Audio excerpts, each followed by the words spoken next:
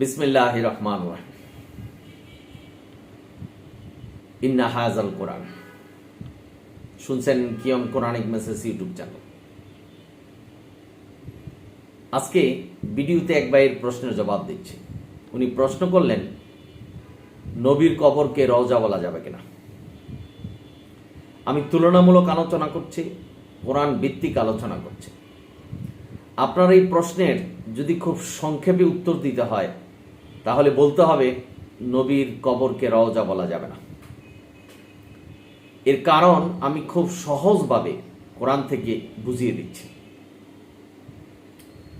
আল্লাহ কোরআনে ঘোষণা করেছেন যে প্রত্যেকটা জীবের মৃত্যু হবে। সালামুন আলা মুহাম্মদ মানুষ ছিলেন, ওনারও মৃত্যু হয়েছে। অনেকে বলছেন যে সালামুন আলা মুহাম্মদ কবরে জীবিত। না ভাই, অবৈজ্ঞানিক এবং কোরআনে যা নেই সেটা বলছেন।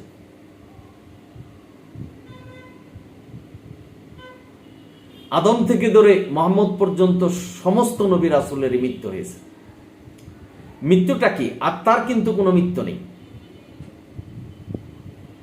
আত্মাটা এক স্থান থেকে অন্য স্থানে চলে যাওয়া।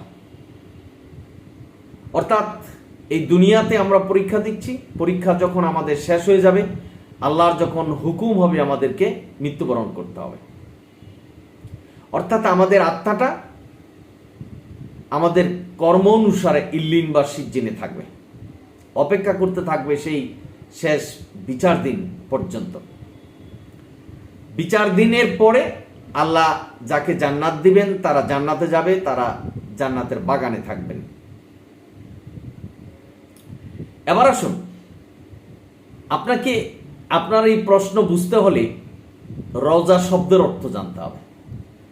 রওজা শব্দের অর্থ হলো বেহেশতের বাগান।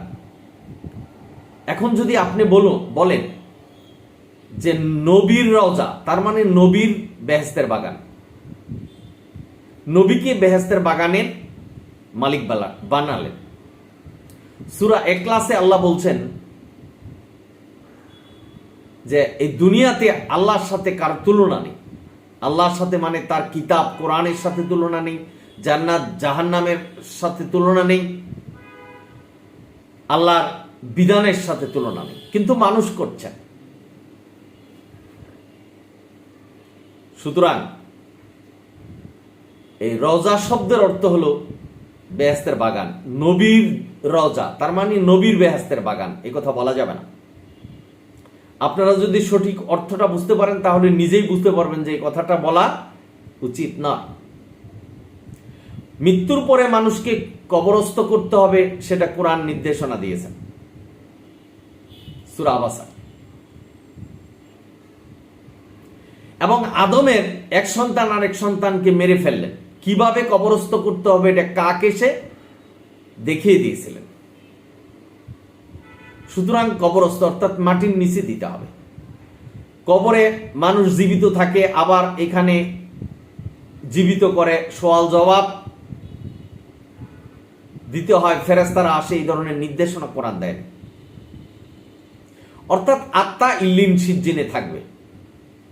সুতরাং নবী রাসূলরা মানুষ ছিলেন, তাদের আত্মাও ইল্লিনে অবস্থান করছেন আল্লাহর বিশেষ যত্নে, বিশেষভাবে, কারণ তারা নবী রাসূল, তাদেরকে আল্লাহ মর্যাদা দিয়েছেন। এবার আপনাদের মনে প্রশ্ন জাগতে পারে যে আমরা তো নবীর রওজায় গিয়ে নবীকে সালাম দেই।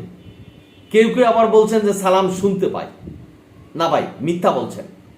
আল্লাহ কোরআনে বলছেন সালামুন আলাল মুরসালিন, এই বলে নবী রাসূলদেরকে সালাম দাও। এই সালাম শব্দের অর্থ হলো তাদেরকে অনুসরণ করো। আমি একটা উদাহরণ দিচ্ছি। একটা অফিসে যদি অফিসের পিয়ন বস বলে যে অমুককে সালাম দাও, এই সালাম শব্দের অর্থ হলো যে ওই অফিসারকে বস ডাকছে। সুতরাং এখানে সালাম শব্দের অর্থ হলো যে তোমরা নবী রাসূলকে অনুসরণ করো। যেমন সালামুন আলা মুহাম্মদ আমাদের কাছে নেই, উনি যা বলে গেছেন সেটাই আমাদের মানতে হবে।